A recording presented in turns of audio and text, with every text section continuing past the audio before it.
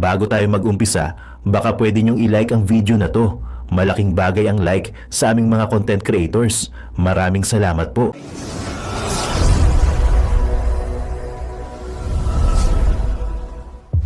Martin is not cunning, he's just disgusting.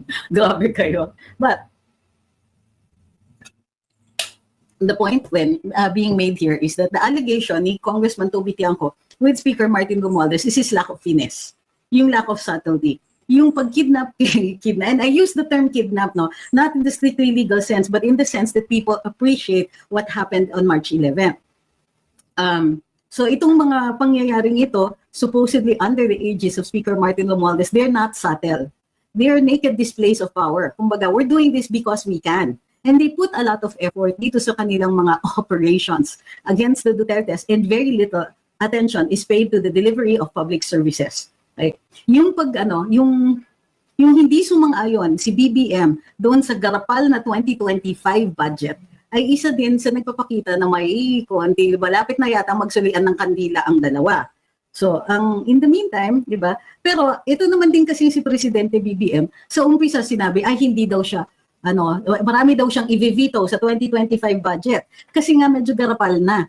So, humihingi pa daw ng 250 billion ang Kongreso para maipamigay bilang ayuda. So mayroon namang, pero when it came down to it, hindi na-veto ni Presidenteng buong buo yung 250 billion na yon.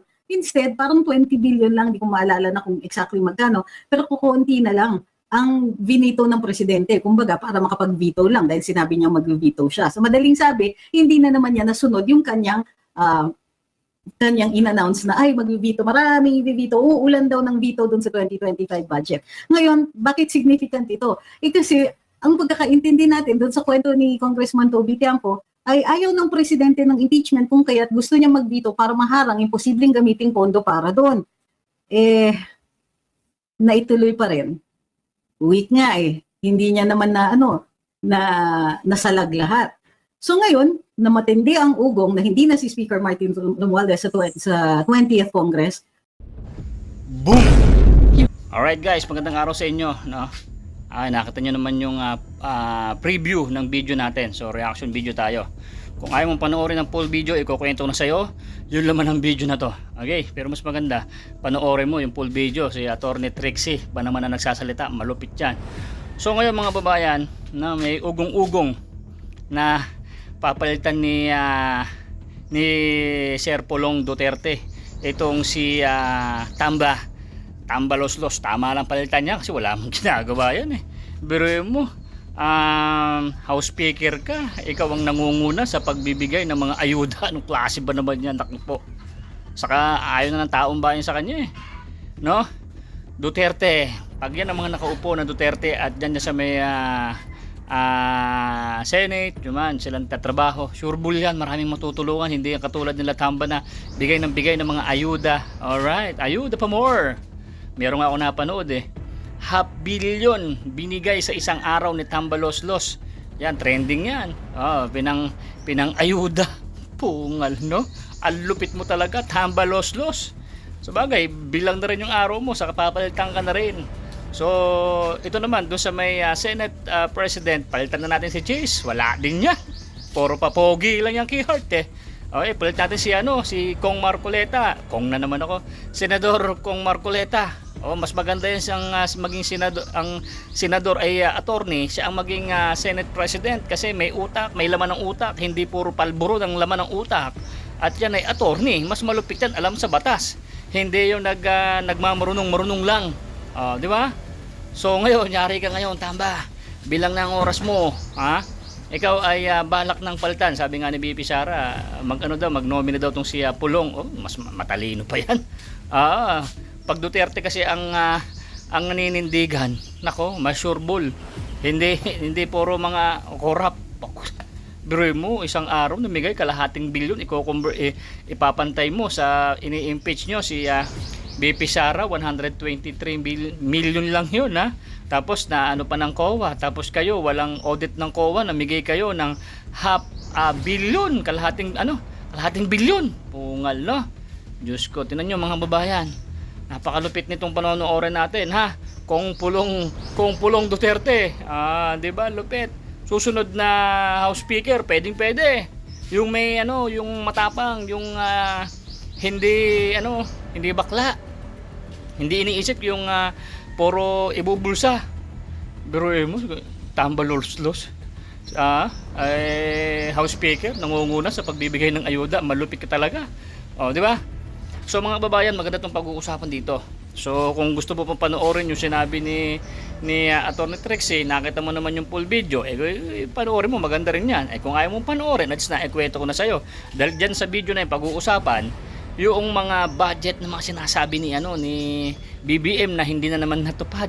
Magsasalita si BBM, nangangako, hindi na naman natutupad. Diyos ko, ano bang klase presidente naman to? So bagay, malapit na siyang ma-impeach. Alright, impeach. Okay? Yung panahon ay nalalapit na. Bayaan nyo muna yan.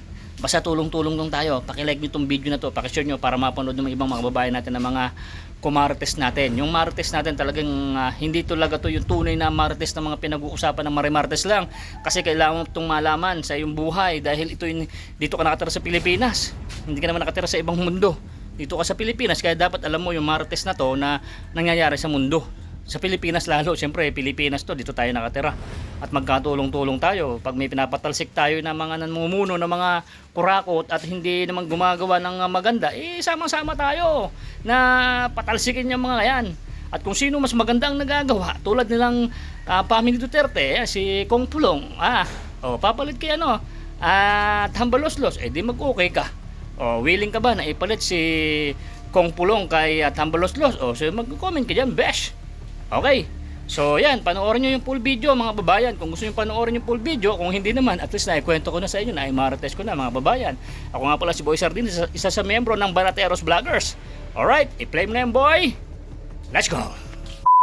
Tapos manalo ng landslide victory sa pagkakongresista sa 1st District ng Davao City, si Paulo Pulong Duterte ay tila usap-usapan ngayon sa mundo ng social media ang di umano'y posibleng rigodon na mangyayari sa mababang kapunungan sa pagbabalik sesyon ng mga dating kongresista at mga bagong kongresista sa Kongreso. Kaya naman panawagan ng taong bayan na sana'y bumaba na lang sana raw sa pwesto ang kasalukuyang House Speaker ng mababang kapunungan at ipalit ang Davao 1st District Representative na si Paulo Pulong Duterte. Gaano kaya ito katotoo mga kababayan? Ating alamin. Pero bago ang lahat, kung bago ka pa lamang sa aming channel, please huwag kalimutang mag-like, subscribe at i-click ang notification bell para mas maging updated ka pa lalo sa lahat pa ng bagong video na i-upload namin. At eto na nga mga kababayan, usap-usapan ngayon sa mundo ng social media ang di umano'y rigodon na mangyayari sa Kongreso at ang matinding revelasyon ng Vice President na si Sara Duterte tungkol sa kanyang kapatid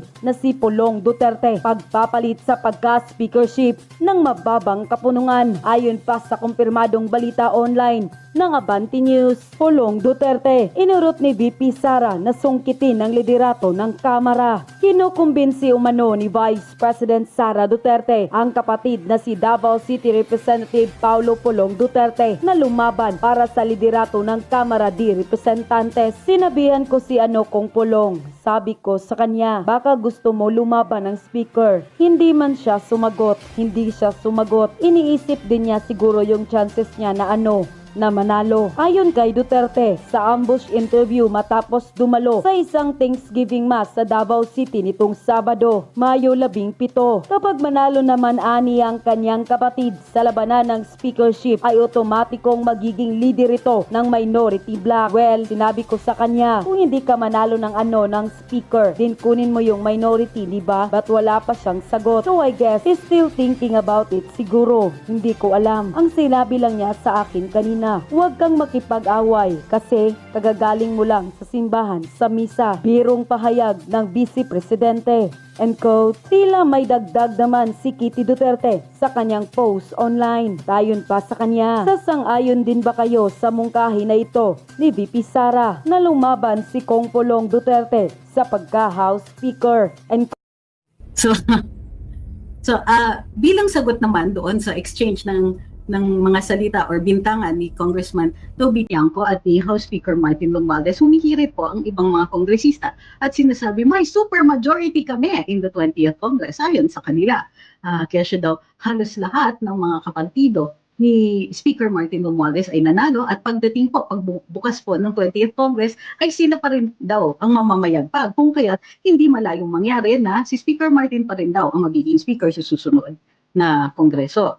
Ito po ay pinabubulaanan naman ng iba, hindi ko na babanggitin kung sino yung iba na yon, na nagsasabi naman in turn na meron na, done deal na, ang iniendorso ng palasyo ay si Congressman Albi Benitez, na kamag-anak naman ni First Lady Lisa Araneta.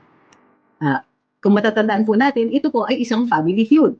Si Congressman Toby Tiangco ay ang asawa niya, ang kanyang may bahay, ay pinsan, Isa Romualdez na pinsan ng ating Pangulo at ni Speaker Martin Romualdez. Speaker Martin Romualdez, pinsan namang buo ni Presidente Marcos. And in the meantime, si supposed, alleged incoming Speaker Albi Benitez, kamag-anak naman ni First Lady Lisa Araneta. Kumbaga, ito ay family feud. Gayon pa man, sabi ni Gallows God, Martin is not cunning, he's just disgusting. Grabe kayo. But, the point being made here is that the allegation ni Congressman Toby Tiangco with Speaker Martin Romualdez is his lack of finesse. Yung lack of subtlety. Yung pag-kidnap, and I use the term kidnap, no, not in the strictly legal sense, but in the sense that people appreciate what happened on March 11th. So itong mga pangyayaring ito, supposedly under the aegis of Speaker Martin Romualdez, they're not subtle.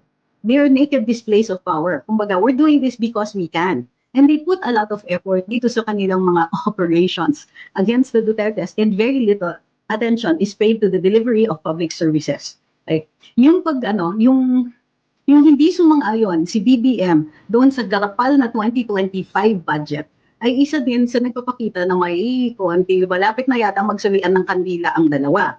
So, in the meantime, di ba? Pero ito naman din kasi si Presidente BBM, sa umpisa sinabi, ay hindi daw siya, marami daw siyang i-veto sa 2025 budget. Kasi nga medyo garapal na. So, humihingi pa daw ng 250 billion ang Kongreso para maipamigay bilang ayuda. So, mayroon namang, pero when it came down to it, hindi na veto ni Presidenteng buong buo yung 250 billion na yon. Instead, parang 20 billion lang, hindi ko maalala na kung exactly magkano, pero kukunti na lang ang binito ng Presidente. Kumbaga, para makapag-veto lang dahil sinabi niya mag-veto siya. So, madaling sabi, hindi na naman niya nasunod yung kanyang in-announce na, ay, mag-veto, maraming i-veto, uulan daw ng veto dun sa 2025 budget. Ngayon, bakit significant ito? Kasi, ang pagkakaintindi natin dun sa kwento ni Congressman Toby Tiangco, ay ayaw ng presidente ng impeachment kung kaya't gusto niya mag-veto para maharang yung posibleng gamiting pondo para doon. Naituloy pa rin. Weak nga Hindi niya naman nasalag lahat. So ngayon, na matindi ang ugong na hindi na si Speaker Martin Romualdez sa 20th Congress, milagro-milagro, yung mga perceived na chuwarwap niya, o yung mga perceived na kanyang faithful and loyal lieutenants dito sa Kongreso, ay sila naman ngayon ay nagpo-project, ay marami kami, malakas kami sa 20th Congress pagka nagkabotohan, mananalo pa rin si Speaker Martin, and so on. Wala daw yan So, madrama sila ngayon. Pero none of them are talking about whether or not they're going to win the impeachment proceedings. In the meantime, doon naman sa panig ni VP Inday, wala naman sumasagot dun sa kanyang dare. Gusto ko matuloy yung impeachment. I want the bloodbath. I want the bloodbath. Okay.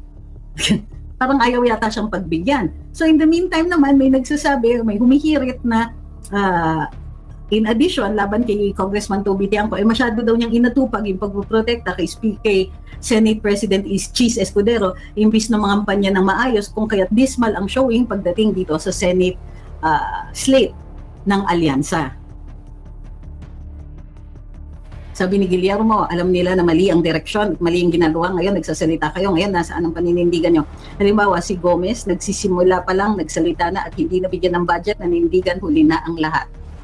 Yuki says, I think palabas lang sinasabi ni Toby Tiangco para linisin si BBM, yung ginawa pa lang kay PRD, sobra na Yeah, but ganito yun I'm not saying that, that Congressman Toby is correct. Pero it's the first time that somebody, and ako, I'm applauding him kasi it's the first time that somebody from Congress actually said something against Speaker Martin Romualdez. Not somebody from Congress who is perceived to be on the side of the Marcoses and Romualdezes is taking a shot at Speaker Martin Romualdez. Normally, walang bumibira dyan, maliban lang kay VP Inday, her family, and so on, and the non-political allies ang nakakapag-criticize dito kay Speaker Martin Romualdez and get away with it. Aba ngayon, yung pagsasalita ni Congressman Toby is something that I would like to, kasi bihira naman mangyari yan. So, and yes, I know he's doing damage control. Of course, he's doing damage control, but that's not my point.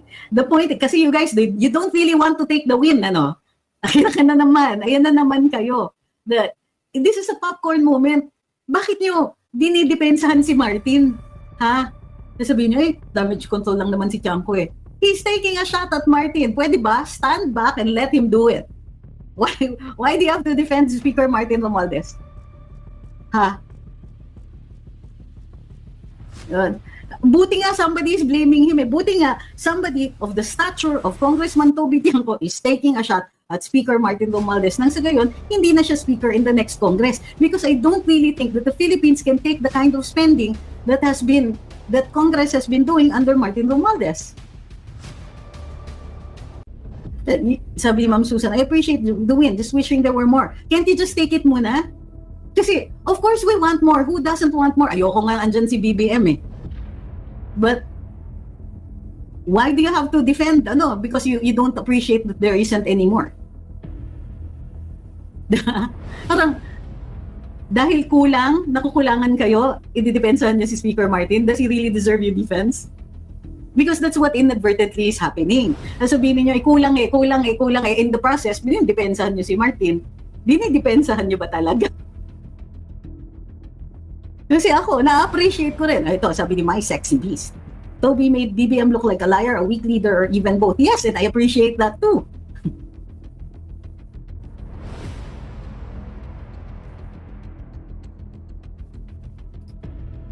Ang layo naman ito. Di ba di na daw pwede ma-impeach si Sara and one time lang daw pwede ma-impeach? Why? Who's talking about the second impeachment for the VP? Wala namang ganun eh. Sabi ni Gallows God, Toby isn't doing their family any favors either. He's really just admitting to all the bribery and corruption in Congress. That's why. Bakit kayo nagagalit sa kanya? Nilalabas ay, he's letting all the trash out. He's hanging the dirty laundry out in public. And ako, I am so happy for this. I need more popcorn. Tuwa ko lang.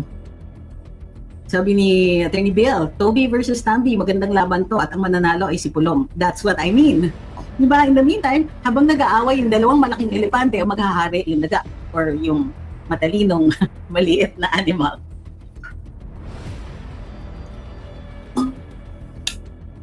Ako, I can't choose which side eh. Parang I'm so completely torn. I'm just going to sit back and eat the popcorn.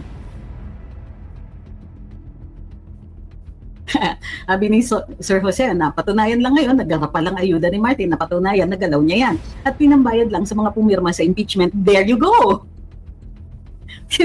Yung kakadaldal is Congressman Toby Tiangco, ang dami natin natutunan.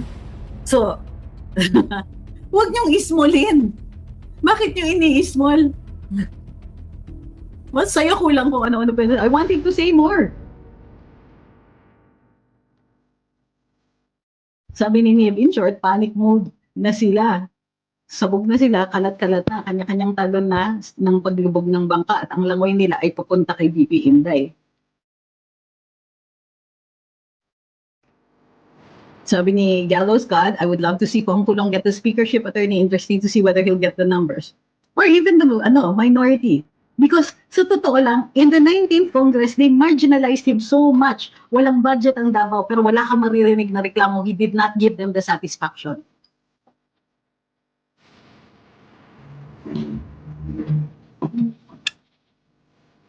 Sabi ni Kaden, that's good. Toby versus Tambi. That means they don't have unity and that's exciting. Exactly. And this time, hindi tayo kasama dun sa laban. Sila yung nag-aaway. This is one of those few times na spectator sport tayo. Nanonood lang tayo, totoo naman. Sabi ni Ian Pamplona, Toby is just confirming our intuition. Dati, the confirmation is crucial. Sabi ni Rod Stringer, politics is dirty. There's a time to connive and a time to oppose and a time to let both enemies destroy each other. I love it. Diba? Sila-sila yun eh. Sila-sila yung nag-aaway. Di yan saya.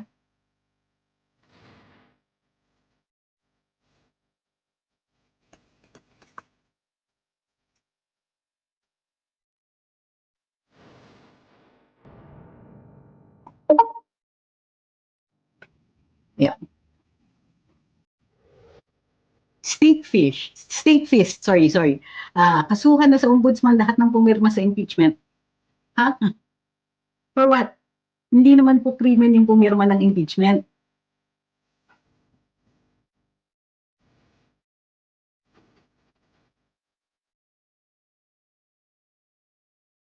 Sabi ni I am Leo, yes, let's keep them to do the dog show between those camps. Panoorin lang natin sila, basta tayo, watch lang. Well, pwede, we can take pot shots at them. Pwede minsan-minsan, yay, nakatama siya. Ikaw naman.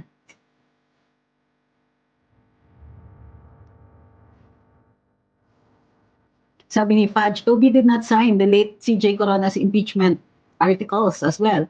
And he even testified in defense of the late CJ during the Senate trial. So parang in a way, lesser evil than MR. Oh, I didn't know this.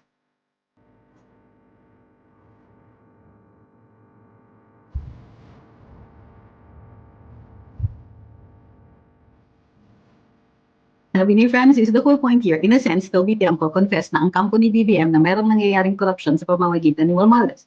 Now, ang tanong, hindi ba nakinabang si BBM sa mga bilyones? For sure he did. So, isisi na lang muna lahat kay Romualdez. Kumbaga, we get rid of one opponent at a time. For the moment. Ang elections, yun yung time when you can get rid of a lot of them.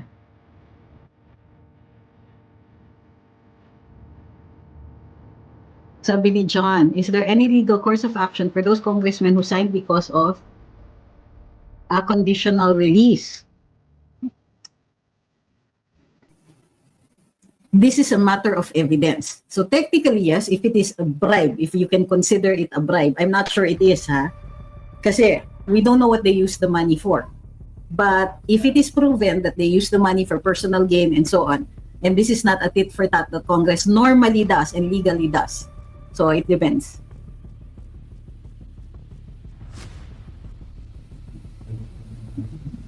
Sabi ni Sam Keys, nakakasira ng gabi yung background mo. So anong gusto mong gawin ko?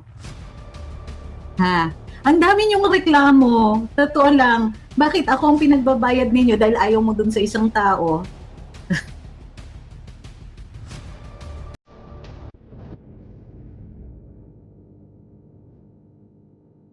Sabi ni Ma'am Karen, I dare Tamba to take Toby to the Committee on Ethics sa mga criticism against him.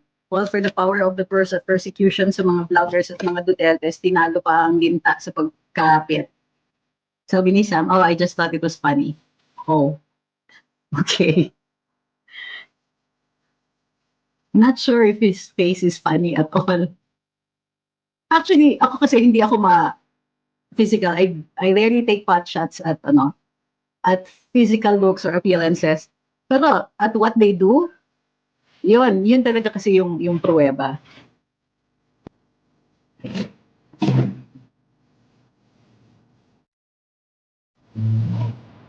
Teka, papatulan ko to, wag nyo akong pipigilan. Sabi ni SNC, Lola tulog na. Well, number one, I am a Lola, but I'm not your Lola. You don't get to call me that. Number one. Number two, papasok ka sa live ko tapos patutulugin mo ako. Pumunta ka sa ibang live. If you cannot stand people talking because you disagree with our opinions, you have no right to come in and say things like that. It makes you look stupid, sa totoo lang. So, in order for your own protection and for your own peace of mind, and so that you won't look so bad to everybody else who is half intelligent, then, try to think of something witty.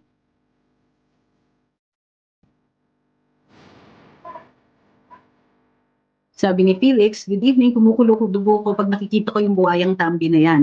So, we'll see you tomorrow then.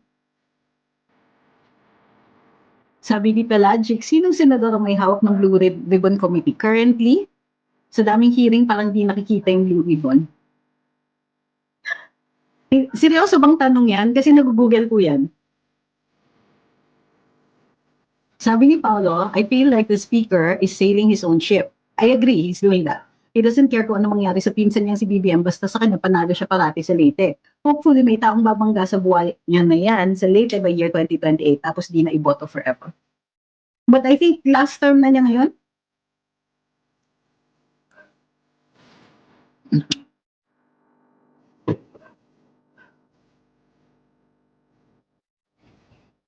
Pia Cayetano pala. Ha? Currently? Okay.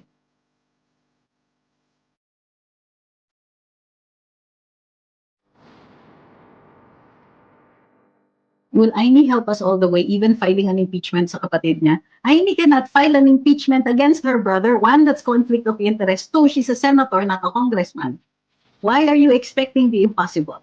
Are you setting yourself up for for heartache? You know, whatever it is that VP Inday expects from Senator Aimee, that I think is not one of them. And why do you think that if ever BBM gets removed from office, it's through impeachment? So my question is this. If you strongly believe that BBM should be impeached, why aren't you filing the case? Why do you expect somebody else? And you're expecting a close family member to do it. Because that flies against logic.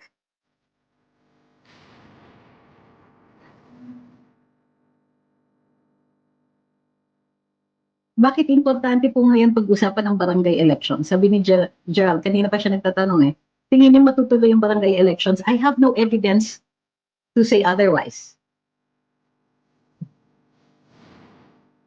Hindi. Okay. Ilang beses na po natin diniscuss ito, pero dahil nagtanong kayo, sige, paano po yung kay Harry Roque? Talaga pang pupwersahin siyang hulihin o mag-local court muna sa Netherlands bago siya isuko?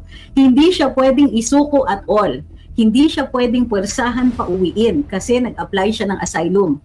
Under the Convention on Refugees, the moment mag-apply ng asylum ang isang refugee, and Harry is a refugee, political refugee, hindi na po siya pwersahang pwedeng ipauwi. Okay? May doktrina yan, ang tawag sa doktrina non-refoulement. So yung mga nagsasalita na hindi naman nagbabasa, katulad ng ibang mga government officials dyan, sana binabasa nila yung Convention on Refugees.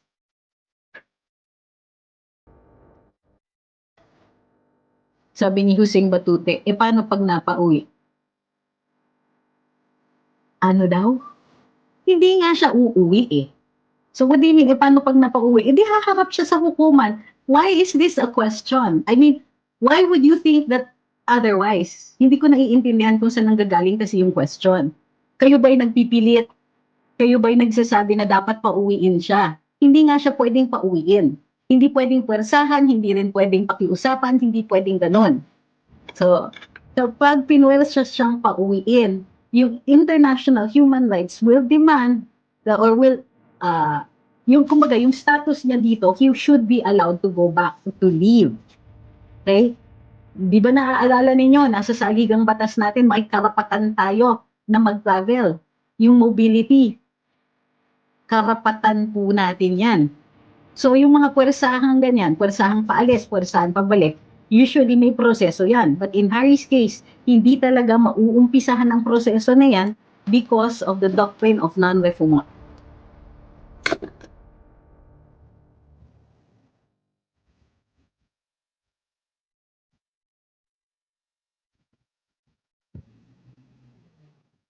Hindi nga. Okay, fake po ito. Sabi ni It's Me to Support. Nag-file na si Chairman Cardema ng Duterte Youth. Number 1, hindi pa napoproclaim ang Duterte Youth. Naharangan sila. Number 2, nung nag-file sila ng impeachment, hindi po tinanggap. So, wala pa pong impeachment case na naka-file kay BBM.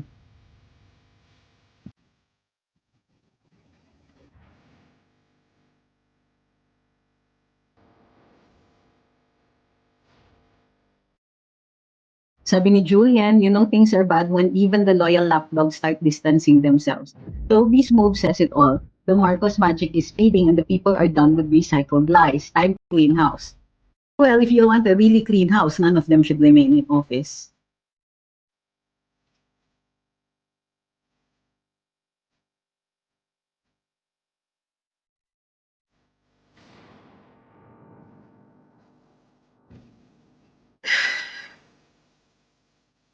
Ma'am, paano kung wala na si BBM and Tambi sa government, babalik si Attorney Roque, will he face the charges against him? Wala naman po siyang choice. Pag umuwi siya, may outstanding warrant po sa kanya. So, masaservan po siya at haharap siya sa hukuman sa ayaw at sa gusto. Hindi naman po magdi-disappear yung warrant ngayon just because hindi siya mapauwi. Actually, Ren, yes, and that was the first thing that I discussed in this live. Si General Valeroso is missing daw, according to some posts. Ang sabi ko, that's all we will say for now. Let's wait for more developments. But there is an insinuation, we do not know how substantiated it is, that the last person he spoke to was Martin Romualdez. Whether that is true or not, we have no evidence of it. So ako, I'm waiting for more developments. I need to see if this particular post is validated later on.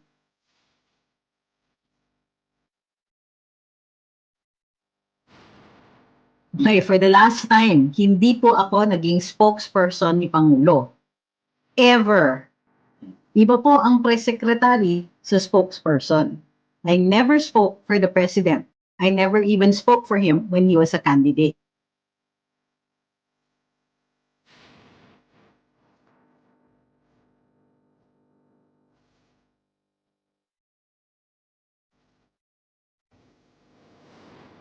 Sabi ni Levi, out of topic, need to let it out. Yesterday, I was in ICC. I was happy and sad at the same time. Happy that I got to visit him. Sad as in very sad because he does not deserve to be there. Nagkita po kayo? Kwento niyo naman kung nagkita kayo. Hi kay Tatang Onyok.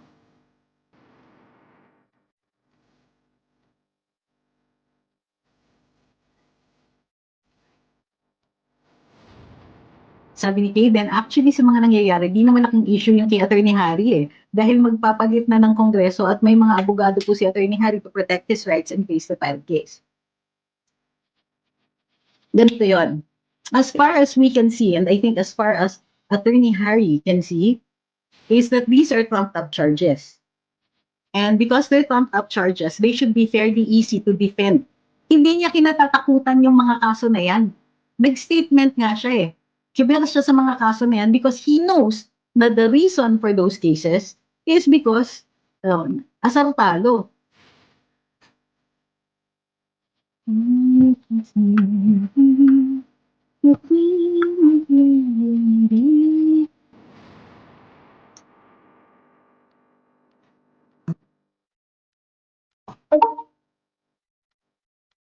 Ay.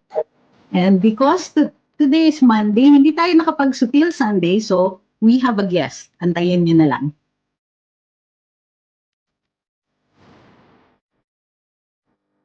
Nini Bunini says, I was so happy that yesterday was a successful march, peacefully with singing at The Hague, residents also chanting, and our manifestations from Paris. Yay! Congratulations on a successful march.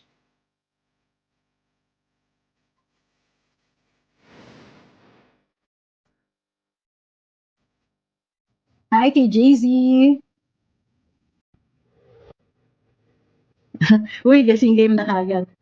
Sabi ni Ma'am Susan, grabe nga magtrabaho si Lulong and Tambi. Kagigil. Ma'am Valerie says, technically Sunday pa naman po kasi di pa kayo natutulog. Pwede. It's still Sunday here in Oman.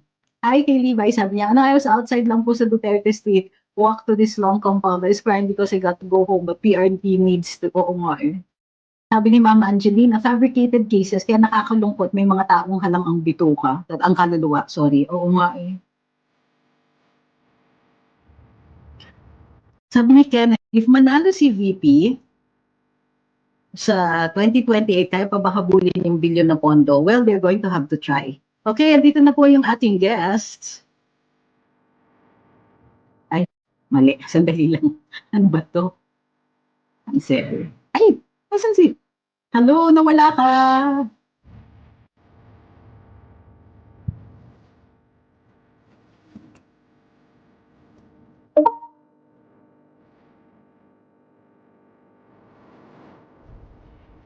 Ayan. Wait lang, babalik siya. Hihintay ko. At yun na nga mga kababayan, ano na ang masasabi mo? Kung mayroon kayong hinaingat komento patungkol sa balitang ito, please comment down below. Pag-uusapan natin yan sa comment section.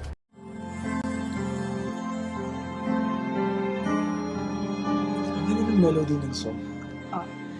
Ang bayan ko'y pinagpala pagkat sa amin pinigay ang isang biyaya na mag-aahon sa hirap at dilim ng kahapon at sa bawat Pilipino'y magtatanggol sa bayan ko dati laganap pang-api at dusa sa aming mga mahihirap ngunit ikaw ay dumating sagot sa aming mga dalangin muli kaming babangon mabuhay ka Tatay Digong Ama maraming salamat aming mga mata'y minuhulat gawain ng masasamay iyong isiniwalat ikaw lang ang pag-asa naming lahat.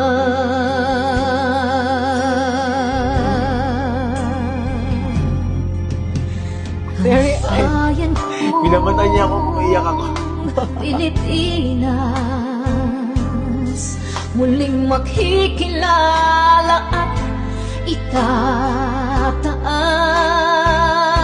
katahimik ay maghahari sa ating puso'y mamamayani mga ngiti sa labi di mapapawi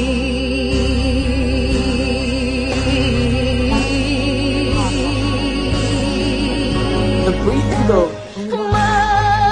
Mabuhay ka, Tatay Digong, maraming salamat. Ang malasakit sa Pilipino ay walang kasing tapat. Ika'y paglalaban ng iyong mga anak. Tunay kang biyaya sa bansang Pilipinas.